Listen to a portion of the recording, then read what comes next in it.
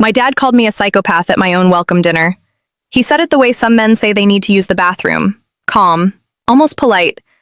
He had been holding a glass of red wine. He had been standing next to my Aunt Celine at her kitchen counter.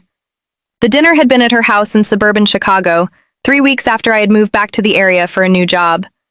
I had been 23 years old. I had been gone for 5 years, and I had come home thinking we were going to start over. My Aunt Celine had organized the dinner. She had invited about 15 people, mostly family, a few of her neighbors. My grandfather had passed 2 months earlier. The dinner had been my aunt's attempt to bring the family back together after his death and to formally welcome me home. My parents had not been planning to come. They had told my aunt they could not make it. They had then changed their minds the morning of the dinner after they had read something I had not yet known they were reading. What they had read was the will. My grandfather had left me his entire estate. $1.8 million in liquid assets, a small house outside Madison, Wisconsin, and a paid-off cabin on a lake in northern Minnesota. He had not left anything to my parents.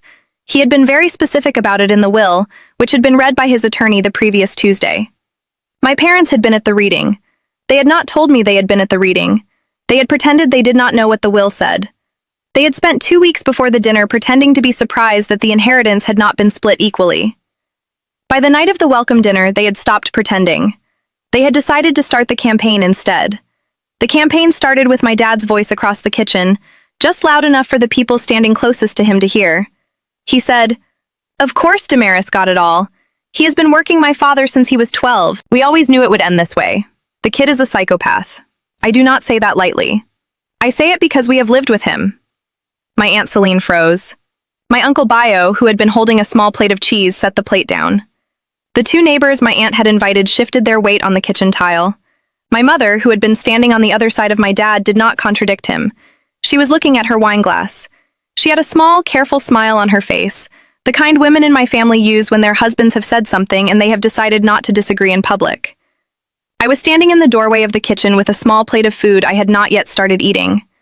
I had just walked in from my aunt's living room, where my 8-year-old cousin Ramona had been showing me a drawing she had made of her cat. I had heard the word psychopath the way you hear a door slam in another room. The word had not registered as something about me at first. Then I had seen my dad's face. He had seen me at the same moment. He had not stopped talking. He had kept going. He said, "You have to be careful with him. He has been planning this since he was a teenager." My father was old. He was easy to manipulate. We tried to warn him. He did not listen. I was holding a small piece of bread on the plate. My hand was shaking. I was 23 years old in a kitchen full of people who had known me my entire life, and my own father had just told them, with no provocation and no preparation, that the way to understand me was through a clinical word that has only one specific meaning to most people. I want to tell you what I did next, and what my parents did over the next 8 months, and what was on the piece of paper the judge slid across the table at the courthouse last March. There are people listening to this who have been called the wrong word, by their own family, in front of audiences that mattered to them, and who have spent the years since trying to figure out what to do with the wrong word. I want to tell you what I figured out. Before I do, hit subscribe. And tell me one thing in the comments. Tell me about a word your family used in front of other people, to describe you, that you knew was the wrong word the moment you heard it. Tell me how old you were. Tell me where you were standing. Tell me whether you ever found out why they used it. I read every single comment. Now let me take you back to my grandfather. My name is Damaris Whitlow. I am 24 years old. I am an urban planner at a small consulting firm in Chicago. I am writing this story almost a year after the welcome dinner, and the story still feels strange to me to tell out loud, because the story took 8 months to figure out, and it is the kind of story that does not have a clean shape until you have already been through it. My grandfather was the most important person in my childhood. His name was Cornelius Whitlow. He had been an engineer for the Wisconsin Department of Transportation for 38 years, before retiring at 62. He had built a small life in a small house outside Madison. He had married my grandmother in 1968. They had 2 children, my father Bram, the older one, who became a real estate broker, my Aunt Celine, the younger one, who became a high school music teacher. My grandmother died of cancer when I was 9. After that, my grandfather started inviting me up to his house most weekends. My parents had been happy to let me go. They had been busy. My mother, Yvette, had been managing my father's real estate office. My father had been managing my mother. The 2 of them had been so engrossed in the small dramas of their own lives that the offer to send me to my grandfather's for a weekend had felt like a small vacation for them. It had been a vacation for me too. My grandfather and I built things together. He had a small wood shop in his garage. He taught me how to use a router by the time I was 11. He taught me how to read a blueprint by the time I was 13.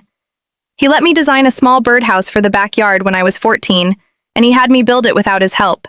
And the birdhouse stayed up until he died, with a small family of chickadees that nested in it every spring for 9 years. I want to tell you about the inheritance. I want to be honest about what was in it. My grandfather had been frugal. He had also been lucky in his investments. He had bought a small set of stocks in the early 1980s on the advice of a man he had played chess with for 20 years, and the stocks had grown into a small but real portfolio over the next 4 decades. By the time he had retired, he had been quietly worth about $1 million too.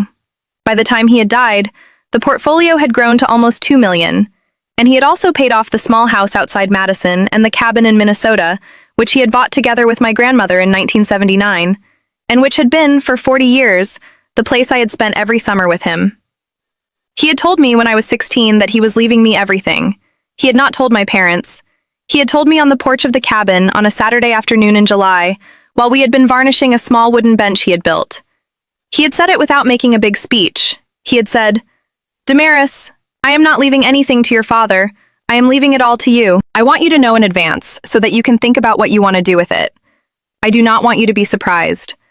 I also do not want you to tell your parents until I am gone. Can you keep this between us?" I had told him yes. I had kept it between us for 7 years until he had died, when I had been 23. I want to tell you why my grandfather had not left anything to my father. The reason matters for the rest of this story. My grandfather had loaned my father money 4 times over the course of my father's adult life. The first loan had been when my father had been 26 and had been starting his real estate business. The amount had been $20,000. It had not been repaid. The second loan had been when my father had been 31 and had needed help with a down payment on a house. The amount had been $40,000. It had not been repaid. The third loan had been when my father had been 38 and had been starting a side business that had failed within 6 months. The amount had been $80,000. It had not been repaid. The fourth loan had been when I had been 12 and my father had been 41, and the family business had needed an emergency cash injection during the recession. The amount had been $120,000. It had not been repaid. By the time my grandfather had been 70, he had quietly given my father $260,000. None of it had been repaid. My grandfather had stopped lending. He had not told my father he was disappointed. He had simply stopped saying yes when my father had asked. My grandfather had also done something else that I would not learn about until 8 months after the welcome dinner, when an elderly forensic accountant in Madison had spent 6 weeks going through 20 years of bank records and had handed me a folder so thick it had to be carried in 2 hands. Before I tell you what was in that folder, I want to tell you about the 8 months between the welcome dinner and the courthouse, because the 8 months are what made the folder possible. After my dad called me a psychopath in my Aunt Celine's kitchen, I left the dinner. I drove home. I sat in my apartment for almost 3 hours without turning on any lights. I called my best friend Isha, who is the only person I tell everything to, and who lives in Atlanta now, and who has been my best friend since the 7th grade. I told her what had happened. She was quiet for a long time. Then she said, "Damaris, he is not finished. He has just started. Whatever he is going to do next, you need to be ready for it. Document everything from this point forward. Everything. Get a lawyer tomorrow. Do not respond to any of this in writing. Do not engage emotionally. Treat the next few months like a job you are paid to do well." She was right. The next morning, I emailed a lawyer Isha had recommended, an estate attorney in Chicago named Marisol Kekkonen, who specialized in inheritance disputes. She agreed to take me on. Our first meeting was that Friday. I told her the whole story, including what my grandfather had told me on the porch when I was 16, including the 4 unrepaid loans, including my dad's word at the dinner. Marisol listened without interrupting. When I finished, she said, "Damaris, I have done this work for 19 years. The pattern you are describing is the pattern of a family that is going to escalate. They have already started a public smear. They are going to try to challenge the will. They are going to try to make you look unstable, in case the case ends up in front of a judge. They are going to do whatever they can think of to flip the narrative. You need to be ready for all of it." I asked her what I should do. She gave me a list. I started working through it the next day.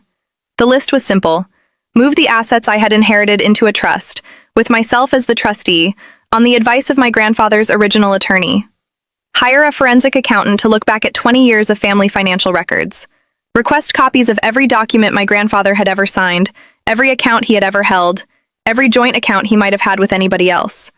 Track every interaction my parents attempted with me, in writing, in real time, in a journal Marisol provided.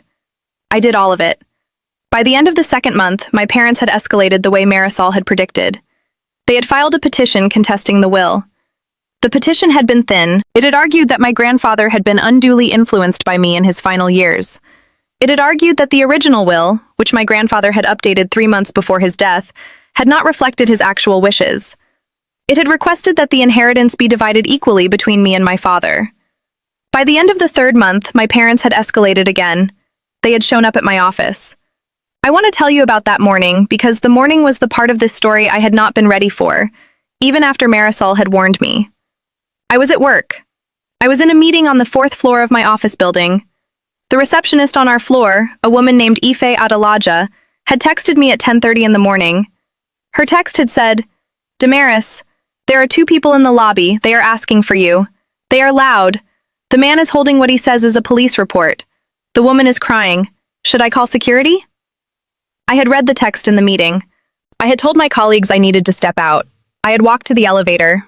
I had ridden it down to the lobby. I had been wearing a small dress shirt and slacks. I had been 23 years old. I had been a junior planner at a small consulting firm I had been at for less than 4 months. When the elevator doors had opened, my parents had been standing in the middle of the lobby. My father had been holding a manila folder, which I would later learn contained a printout of a fabricated police report, on real-looking but unofficial letterhead, that he had created at home using a template he had found online. The report claimed I had been investigated for elder abuse. The report had a fake case number. It had a fake officer's signature. The report was, in legal terms, a forgery. My father held it up when he saw me. He shouted in a voice loud enough for everybody in the lobby to hear, "He is dangerous. Do not trust him. He is a psychopath. He has been investigated. We are warning his employer. We are warning everybody." My mother was crying next to him. Her crying was performative. I want to be honest about that. She had been crying the same way at family events for as long as I had known her. The crying was a tool. She had been using it on my grandfather for 45 years. She was using it now in my office lobby. The lobby had about 10 people in it. There were 3 colleagues of mine, 2 clients I had been about to meet with for an unrelated project, 2 delivery people, and the security guard. They all stopped what they were doing. The security guard, a quiet man named Vincent who had been at the building for 15 years, walked over to my parents very slowly. I want to tell you what I did. I had been preparing for this moment, or some version of it, for 3 months by then. Marisol had walked me through it. I did not raise my voice. I did not take the folder from my father. I did not respond emotionally. I said very calmly, "Vincent, these are my parents. They are not authorized to be in this building. They have been served a no-contact letter from my attorney. I would like them to leave the premises. If they will not leave voluntarily, I would like you to call the police." Vincent nodded. He turned to my father. He said, "Sir, you are going to need to leave the building." My father did not leave. He started yelling. He held the folder up higher. He told the people in the lobby that I was a danger. He told them I had stolen from a dying man. He told them they should not work with me. My mother kept crying. Vincent walked behind the front desk. He picked up the phone. He called the police. The police arrived within 7 minutes. There were 2 officers. The officers were calm. They took the folder from my father. They examined it.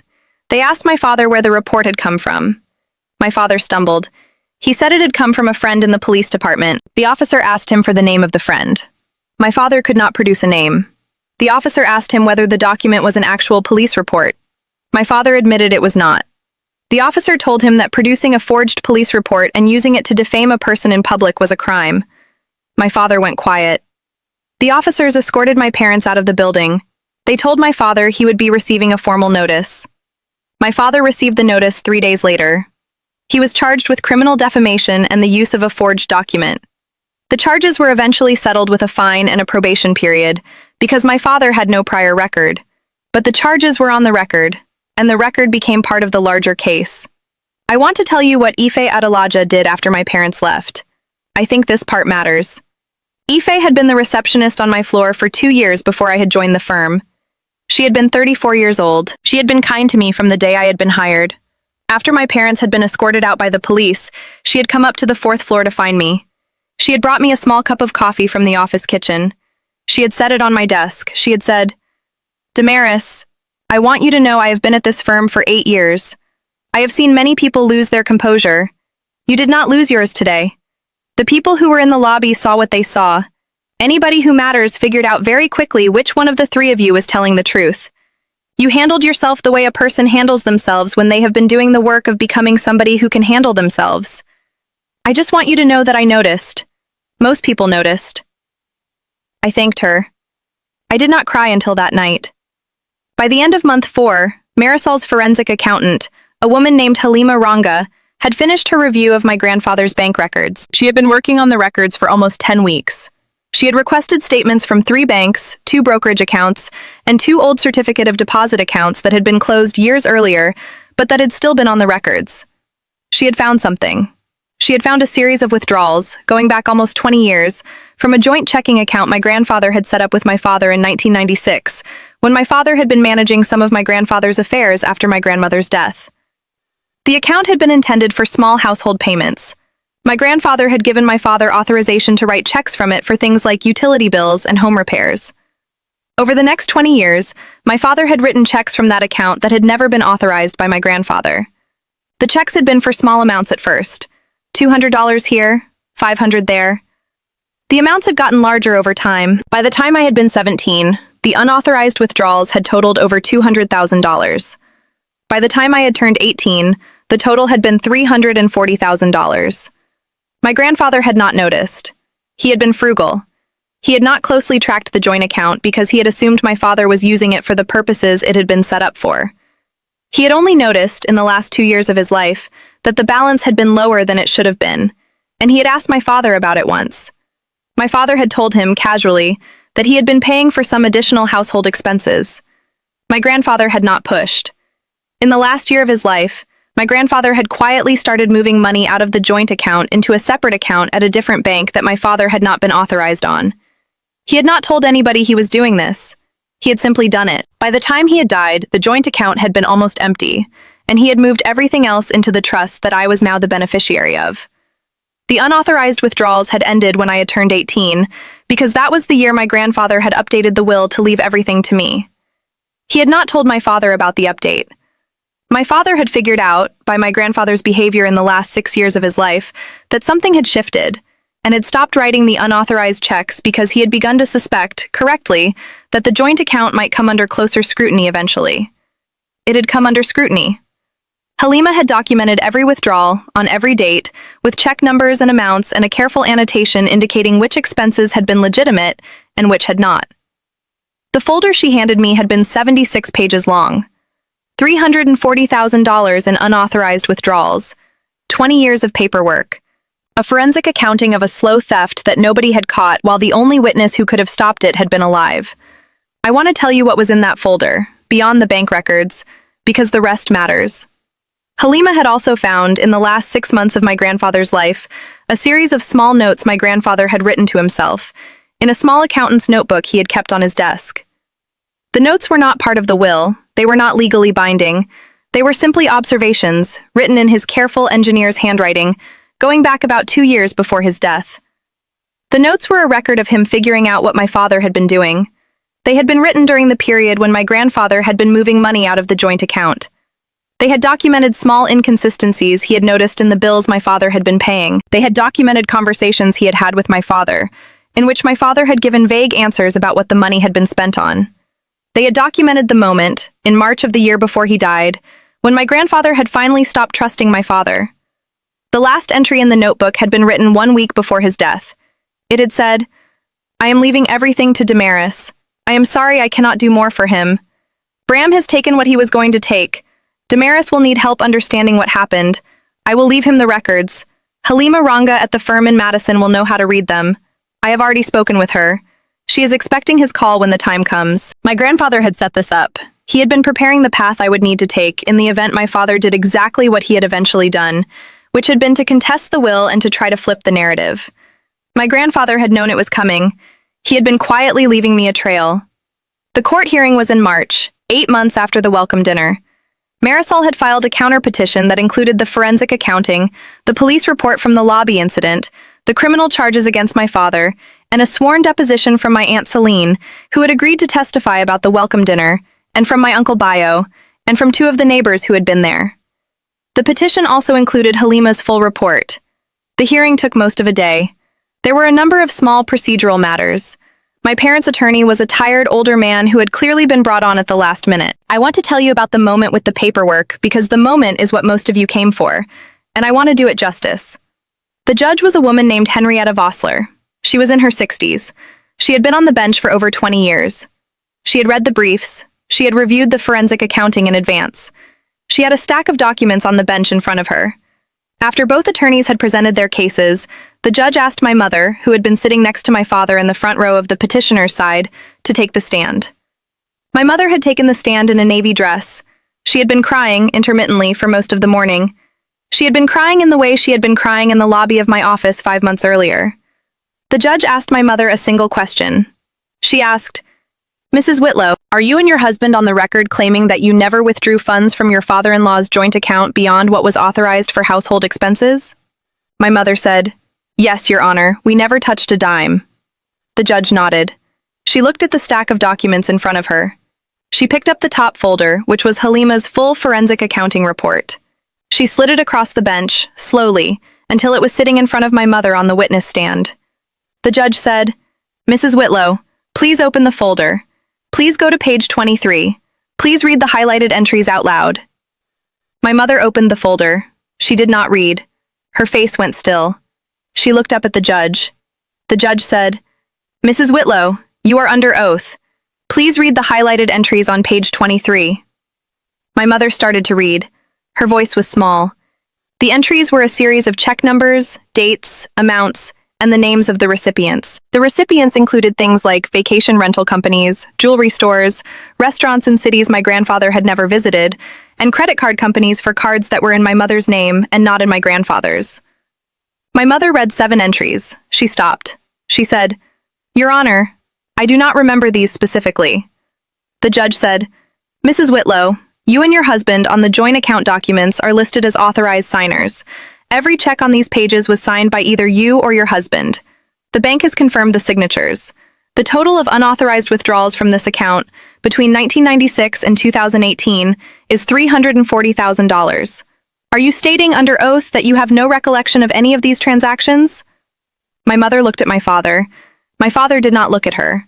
My mother looked back at the judge. She said, "I would like to confer with my attorney." The judge granted a short recess. My parents and their attorney conferred for about 20 minutes in a side room. When they returned, their attorney requested a settlement conference. The judge granted it. The case was settled within 48 hours. My parents agreed to drop their challenge to the will. They agreed to repay the $340,000 plus statutory interest on a 15-year schedule secured by their house. They agreed to a permanent civil restraining order preventing them from contacting me, my employer, or any member of the extended family who had testified or provided documentation in the case. The criminal defamation charges from the lobby incident remained on the record. I want to tell you what I have done in the year since, because the year is the part of the story that has been the work. I have not heard from my parents. The restraining order has been honored. The repayment schedule is being met. They have made every monthly payment on time. My Aunt Celine has told me, when I have asked her, that they have been quiet, and that they have not been talking about me anymore at family events, and that the rest of the extended family has been, in slow, careful ways, recalibrating its understanding of what had happened. My Aunt Celine, my Uncle Bayo, my cousin Ramona, and the neighbors who testified have become, in a quiet way, my real family in this part of the country. We have dinners on Sundays. Ramona has shown me about 40 more drawings of her cat. My Uncle Bayo has been teaching me to fish. I have used some of the inheritance to fund a small scholarship in my grandfather's name at the engineering school he attended in Wisconsin. The scholarship goes to first-generation engineering students from rural backgrounds. The first cohort of recipients started this fall. I drove up to Wisconsin to meet them last weekend. I sat at a small dinner with 8 nervous 19-year-olds, all of whom had grown up in towns smaller than the one my grandfather had grown up in. And I told them stories about my grandfather, and I told them about the birdhouse he had let me design when I was 14, And they had asked me good questions, and I had answered them. And I had cried twice on the drive home, in a way that had felt cleaner than any crying I had done in the 18 months since the welcome dinner. I have kept the cabin in Minnesota. I go there 4 or 5 weekends a year. I have started building a small wooden bench on the porch, similar to the one my grandfather and I varnished the summer he told me about the will. The bench is taking me a long time. I am not in a hurry. I want to tell you what I have learned because I think this is the part that may matter to somebody listening. When somebody in your family calls you a wrong word, in front of an audience that matters to you, the wrong word is going to follow you for a long time. You cannot make the audience unhear it. You cannot run after them with corrections. You can only build, slowly and visibly, a life that the wrong word does not fit. The fitting is what matters. The wrong word is a piece of clothing they put on you. The clothing has to be outgrown. You cannot unwear it overnight. You can only become a person whose actual shape is so clearly different from the shape of the wrong word that the people who heard it have to decide, on their own, that the word does not match the man. If you are at the start of this work, please do not respond to the word in real time. Do not argue with it. Do not perform your innocence. The performance will be read as evidence of the word's accuracy. The only thing that ends a wrong word is a long, quiet life that does not look like the word. Live the life. The word will eventually fall off. I want you to know one more thing. The people in the audience will surprise you. Some of them will believe the wrong word for years and never come back. Some of them will see through it within an hour. Some of them, like Ife Adelaja in the lobby of my office, will walk up to you with a cup of coffee and tell you, in plain language, that they noticed who you were under the word, and that the word had not stuck. You will not always know who is going to be which one. Be patient with all of them. The audience is not your problem. The shape of your life is your problem. Build the life. The audience will sort itself out. I want to ask you something before you go. Tell me in the comments the wrong word your family used to describe you, in front of an audience that mattered to you, and what you have been doing in the years since to outgrow it. Tell me whether the work has been working. Tell me whether anybody in the original audience has ever come back to you and acknowledged that the word had been wrong. Tell me what they said. Tell me what you said back. There are more of us than the families who use the wrong words on us would ever guess. We have been outgrowing those words quietly for years. Tell me yours. I will be reading every comment. I will see you in the next one.